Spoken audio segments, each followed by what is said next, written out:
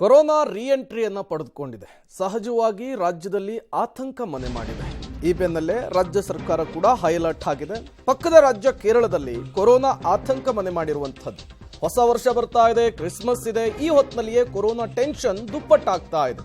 Corona ಜಾಗೃತಿಗಾಗಿ ನಯಾ rules ಅನ್ನು ಜಾರಿ ಮಾಡಲಿಕ್ಕೆ ರಾಜ್ಯ ಸರ್ಕಾರ ಮುಂದಾಗುತ್ತೆ. ನಾಳೆ ತಾಂತ್ರಿಕ ಸಲಹಾ ಸಮಿತಿಯ ಸಭೆಯಲ್ಲಿ ಚರ್ಚೆ ಆಗುವಂತಹ ಸಾಧ್ಯತೆ ಇದೆ. ಆರೋಗ್ಯ ಇಲಾಖೆಗೆ ಒಂದು ಹೊಸ ಮಾರ್ಗಸೂಚಿ ಸಲ್ಲಿಕೆಯಾಗುವಂತಹ ಸಾಧ್ಯತೆ ಇದೆ. ದೇಶದಲ್ಲಿ ಸಂಪೂರ್ಣವಾಗಿಯೂ ಕೂಡ ಕೊರೋನಾ ಹೋಗಿಲ್ಲ. ದೇಶದಲ್ಲಿ 1300 ಕೇಸ್ ದಾಟಿದೆ ಕೊರೋನಾ ಸಕ್ರಿಯ ಸಂಖ್ಯೆಗಳ ಸಂಖ್ಯೆ. ಕೇರಳದಲ್ಲಿ ಪ್ರತಿನಿತ್ಯವೂ ಕೂಡ 300ಕ್ಕೂ ಹೆಚ್ಚು ಕೊರೋನಾ ಕೇಸ್ಗಳು ದಾಖಲಾಗ್ತಾ ಇದೆ. ಹಾಗಾಗಿ ಇಂತಹ ಸಂದರ್ಭದಲ್ಲಿ ಜನರಿಗೆ ಜಾಗೃತಿಯನ್ನು ಮೂಡಿಸುವಂತಹದ್ದು, ಅವೇರ್ನೆಸ್ ಅನ್ನು ಕೊಡುವಂತಹದ್ದು ಅತ್ಯಂತ ಇಂಪಾರ್ಟೆಂಟ್ ಆಗುತ್ತೆ. ಈ ಹಿಂದೆ ಕೇಂದ್ರ ಸರ್ಕಾರ 3T ಸೂತ್ರವನ್ನ ಬಳಕೆ ಮಾಡಿಕೊಂಡಿತ್ತು. ಹಾಗಾದ್ರೆ ಕೊರೋನಾ ಆತಂಕ, ನಯಾ ರೂಲ್ಸ್ಗೆ ಸಿದ್ಧತೆ ಯಾವ ರೀತಿ ಇದೆ ನೋಡ್ತಾ ಹೋಗೋಣ. ಕ್ರಿಸ್ಮಸ್, ನ್ಯೂ ಇಯರ್ ವೇಳೆ ಗುಂಪುಗೂಡದಂತೆ ಎಚ್ಚರಿಕೆಯನ್ನು ವಹಿಸಬೇಕಾಗುತ್ತೆ. ಕಾರಣ ಕೊರೋನಾ ಪ್ಯಾಂಡಮಿಕ್ ಆಗಿರೋದ್ರಿಂದ ಸ್ಪ್ರೆಡ್ ಆಗುವಂತಹ ಸಾಧ್ಯತೆ. ಈ ಸಂದರ್ಭದಲ್ಲಿ ಜನರಲ್ಲಿ ಜಾಗೃತಿ ಮೂಡಿಸುವ ಮೂಲಕ ಜನರು ಒಂದೆಡೆ ಸೇರೋದನ್ನ ಕಂಟ್ರೋಲ್ ಮಾಡ್ಲಿಕ್ಕೆ ರಾಜ್ಯ ಸರ್ಕಾರ ಮುಂದಾಗುತ್ತಾ ಅನ್ನೋದು ಪ್ರಶ್ನೆ. ಇನ್ನು ಸಾಮಾಜಿಕ ಅಂತರದ ಪಾಲನೆ, ಸ್ಯಾನಿಟೈಸರ್ ಅನ್ನ ಯಥೇಚ್ಛವಾಗಿ ಬಳಕೆ ಮಾಡಬೇಕು. ಈ ಹಿಂದೆ 1, 2, 3ನೇ ಅಲೆಯ ಸಂದರ್ಭದಲ್ಲಿಯೂ ಕೂಡ ಇದೇ ರೀತಿಯ ರೂಲ್ಸ್ಗಳನ್ನ, ಇದೇ ರೀತಿಯ ನಿಯಮಗಳನ್ನ ಜನರ ಮೇಲೆ ವಿಧಿಸಲಾಗಿತ್ತು. ಜನರು ಪಾಲನೆಯನ್ನು ಮಾಡಿದ್ರು, ಕೊರೋನಾದಿಂದ ದೂರ ಆಗಿದ್ರು. ಮತ್ತೆ ಈಗ ಕೊರೋನಾ ಎಂಟ್ರಿಯನ್ನು ಪಡೆದುಕೊಂಡಿದೆ.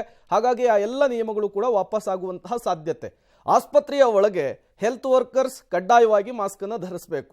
ವೈದ್ಯರು, ನರ್ಸ್ಗಳು, ಅಲ್ಲಿನ ಸಿಬ್ಬಂದಿಗಳು ಎಲ್ಲರೂ ಕೂಡ ಮಾಸ್ಕ್ ಅನ್ನು ಧರಿಸಬೇಕು ಅನ್ನುವಂತಹ ಸೂಚನೆ ಕೂಡ ಬರಬಹುದು. ಮಾಸ್ಕ್ ಅನ್ನು ಧರಿಸಿಯೇ ವೈದ್ಯರು ರೋಗಿಗಳಿಗೆ ಟ್ರೀಟ್ಮೆಂಟ್ ಅನ್ನು ಕೊಡಬೇಕು, ಚಿಕಿತ್ಸೆಯನ್ನು ಕೊಡಬೇಕು ಅನ್ನುವಂತಹ ನಿಯಮ ಕೂಡ ಬರಬಹುದು.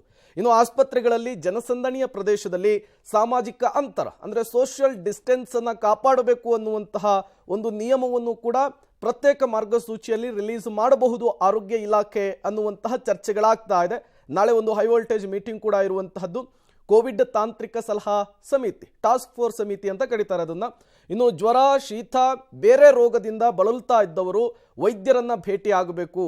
ಇದು ನಾರ್ಮಲ್ ಫೀವರು, ವೈರಲ್ ಫೀವರು ಅಂತೇಳಿ ನೆಗ್ಲೆಕ್ಟ್ ಮಾಡೋದಕ್ಕಿಂತ ಹೆಚ್ಚಾಗಿ ಕೋವಿಡ್ ಟೆಸ್ಟ್ಗೆ ಒಳಪಡಿಸ್ಕೊಳ್ಬೇಕಾಗುತ್ತೆ. ಇನ್ನು ಬೆಂಗಳೂರು ಸೇರಿದಂತೆ ಜಿಲ್ಲೆಗಳಲ್ಲಿ ಕೋವಿಡ್ ಟೆಸ್ಟ್ಗೆ ಈಗಾಗಲೇ ಆರೋಗ್ಯ ಇಲಾಖೆ ಟಾರ್ಗೆಟ್ ಅನ್ನು ಕೊಡುವಂತಹ ಸಾಧ್ಯತೆಯೂ ಕೂಡ ಇದೆ. ಒಂದು ವೇಳೆ ಟೆಸ್ಟಿಂಗ್ ಸಂಖ್ಯೆ ಜಾಸ್ತಿ ಇದ್ರೆ ಸೋಂಕಿತರ ಸಂಖ್ಯೆ ಕೂಡ ಜಾಸ್ತಿ ಆಗುವಂತಹ ಸಾಧ್ಯತೆಗಳಿರುವಂತಹದ್ದು. ಆಸ್ಪತ್ರೆಗಳಲ್ಲಿ ರೋಗ ಲಕ್ಷಣಗಳಿರುವಂತಹ ರೋಗಿಗಳಿದ್ರೆ ಕೋವಿಡ್ ಟೆಸ್ಟ್ ಅನ್ನ ಕಡ್ಡಾಯವಾಗಿ ಅಂದ್ರೆ ಕಂಪಲ್ಸರಿ ಮಾಡುವಂತಹ ಸಾಧ್ಯತೆ ಕೂಡ ಇರುವಂತಹದ್ದು. ಸಾರ್ವಜನಿಕರಿಗೆ ಕಡ್ಡಾಯವಾಗಿ ಈಗಿನಿಂದಲೇ ಜಾಗೃತಿಯನ್ನು ಮೂಡಿಸಬೇಕು. ಈ ಜಾಗೃತಿ ಅನ್ನೋದು ತುಂಬಾ ಅವಶ್ಯಕವಾಗುತ್ತೆ. ಅದನ್ನ ಮೊದಲು ಸರ್ಕಾರ ಮಾಡಬೇಕಾಗುತ್ತೆ. ಇನ್ನು ILI, ಸಾರಿ ಕೇಸ್ಗಳಿದ್ರೆ ಕೂಡಲೇ ಕೋವಿಡ್ ಟೆಸ್ಟ್ ಅನ್ನು ಮಾಡಿಸಬೇಕು ಅನ್ನುವಂತಹ ಸೂಚನೆಯನ್ನು ಕೂಡ ಪ್ರತ್ಯೇಕ ಮಾರ್ಗಸೂಚಿಯಲ್ಲಿ ರಿಲೀಸ್ ಮಾಡುವಂತಹ ಸಾಧ್ಯತೆ ಇದೆ. ಇನ್ನು ಕೇರಳದಿಂದ ಬರುವಂತಹ ಪ್ರಯಾಣಿಕರ ಮೇಲೆ ಹೆಚ್ಚಿನ ನಿಗಾವನ್ನು ಇಡಬಹುದು ಅನ್ನುವಂತಹ ಮಾತುಗಳು ಕೇಳಿ ಬರ್ತಾ ಇರುವಂತಹದ್ದು. ಮತ್ತಷ್ಟು ಡೀಟೇಲ್ಸ್ ಅನ್ನು ಕೊಡ್ತಾರೆ ನಮ್ಮ ಪ್ರತಿನಿಧಿ ಲೋಕೇಶ್, ನೇರ ಸಂಪರ್ಕದಲ್ಲಿ ಜಾಯಿನ್ ಆಗಿದ್ದಾರೆ. ಲೋಕೇಶ್, ಒಂದು ಕಡೆ ಕ್ರಿಸ್ಮಸ್, ಮತ್ತೊಂದು ಕಡೆ ಹೊಸ ವರ್ಷದ ಸಂಭ್ರಮಾಚರಣೆ, ಈ ಎರಡನ್ನೂ ಗಮನದಲ್ಲಿಟ್ಕೊಂಡು ಆರೋಗ್ಯ ಇಲಾಖೆ ಪ್ರತ್ಯೇಕ ಮಾರ್ಗಸೂಚಿಯನ್ನ ನಾಳೆಯ ಸಭೆಯಲ್ಲಿ ಏನಾದ್ರು ರಿಲೀಸ್ ಮಾಡಬಹುದಾ?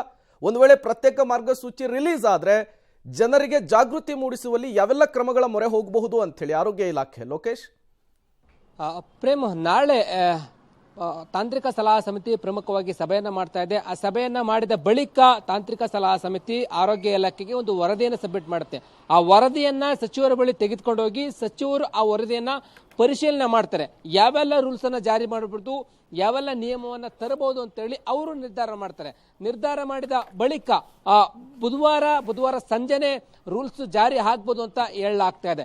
ಈಗ ಪ್ರಮುಖವಾಗಿ ನಮ್ಮ ರಾಜ್ಯದಲ್ಲಿ ಕೊರೋನಾ ಆತಂಕ ಇಲ್ಲ, ಕೇಸ್ಗಳ ಸಂಖ್ಯೆ ಕೂಡ ಏನು ಹೆಚ್ಚಾಗ್ತಾ ಇಲ್ಲ, ತಟಸ್ಥವಾಗಿದೆ. ಸದ್ಯ ಇರುವಂತದ್ದು ನಮಗೆ ಆತಂಕ ಕೇರಳದಿಂದ ಬರ್ತಕ್ಕಂಥ ಪ್ರಯಾಣಿಕರು ಇರ್ಬೋದು, ಜೊತೆಗೆ ಬೇರೆ ರಾಜ್ಯಗಳಿಂದ ಬರುವಂತಹ ಪ್ರಯಾಣಿಕರನ್ನ ಗಮನದಲ್ಲಿಟ್ಕೊಂಡು ಜನರನ್ನ ಜಾಗೃತಿ ಮೂಡಿಸೋದಕ್ಕೋಸ್ಕರ ಕ್ರಿಸ್ಮಸ್ ಮತ್ತೆ ಹೊಸ ವರ್ಷದಲ್ಲಿ ಜನರು ಗುಂಪು ಸೇರ್ತಾರೆ, ರೂಲ್ಸ್ ಗಳನ್ನ ಬ್ರೇಕ್ ಮಾಡ್ತಾರೆ ಅನ್ನೋ ನಿಟ್ಟಿನಲ್ಲಿ ಅಲ್ಲಿ ಜಾಗೃತಿ ಕಾರ್ಯಕ್ರಮಗಳನ್ನು ಮಾಡಬೇಕು, ಜಾಗೃತಿ ಮೂಡಿಸಬೇಕು ಅಂತ ಹೇಳಿ ಒಂದಿಷ್ಟು ರೂಲ್ಸ್ ಅನ್ನ ಜಾರಿ ಮಾಡುವ ಸಾಧ್ಯತೆ ಇದೆ. ಪ್ರಮುಖವಾಗಿ 3 ಅಂಶಗಳಿಗೆ ಇಲ್ಲಿ ಒತ್ತು ಕೊಡ್ತಾರೆ ಅಂತ ಕಾಣಿಸ್ತಾ ಇದೆ.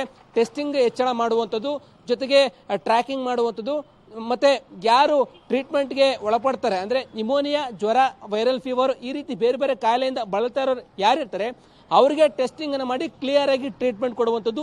ಅವರು 1 ವಾರಗಳ ಕಾಲ ಹುಷಾರ್ ಆಗದೆ ಹೋದ್ರೆ ಅವರಿಗೆ ಮತ್ತೆ ಟೆಸ್ಟಿಂಗ್ ಅನ್ನು ಮಾಡಿ ಸ್ಯಾಂಪಲ್ ಅನ್ನು ಕಳಿಸಿ ಅವರಲ್ಲಿ ಏನಾದರೂ ಉಪತಳಿ ಕಾಣಿಸ್ಕೊಂಡಿದ್ಯಾ, ಜಿನೋಮಿಕ್ ಸೇರಿದಂತೆ ಬೇರೆ ಬೇರೆ ರೀತಿಯಾದ ಉಪತಳಿಗಳೇನಾದರೂ ಇದಾವ ಅಂತೇಳಿ ಅದನ್ನ ಮೊದಲು ಟ್ರ್ಯಾಕ್ ಮಾಡಲಿಕ್ಕೆ ಮುಂದಾಗ್ತಾರೆ. ಹಾಗಾಗಿ ಈ 3 ಅಂಶಗಳಿಗೆ ಹೆಚ್ಚು ಒತ್ತು ಕೊಡ್ತಾರೆ ಅನ್ನುವಂಥದ್ದು.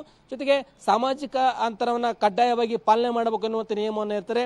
ಸ್ಯಾನಿಟೈಸರ್ ಅನ್ನ ಬಳಕೆ ಮಾಡ್ಕೊಳ್ಳಿ ಅಂತ ಕೂಡ ಹೇಳ್ತಾರೆ. ಇವೆಲ್ಲವೂ ಕೂಡ ಪ್ರಾಥಮಿಕವಾಗಿ ಜಾರಿ ಮಾಡಬೇಕಾದಂತ ನಿಯಮಗಳು. ಈ ಪ್ರಾಥಮಿಕ ನಿಯಮಗಳನ್ನ ಜಾರಿ ಮಾಡ್ತಾರೆ. ಪ್ರಮುಖವಾಗಿ ಟೆಸ್ಟಿಂಗ್ ಅನ್ನ ಹೆಚ್ಚಳ ಮಾಡುವ ಸಾಧ್ಯತೆ ಇದೆ ಪ್ರೇಮ್. ಈ ನಿಯಮಗಳನ್ನ ಜಾರಿ ಮಾಡ್ತಾರಂತ ಕಾಣಿಸ್ತಾ ಇದೆ Prem. Okay, thank you Lokesh ತಮ್ಮೆಲ್ಲ ಮಾಹಿತಿಗಾಗಿ.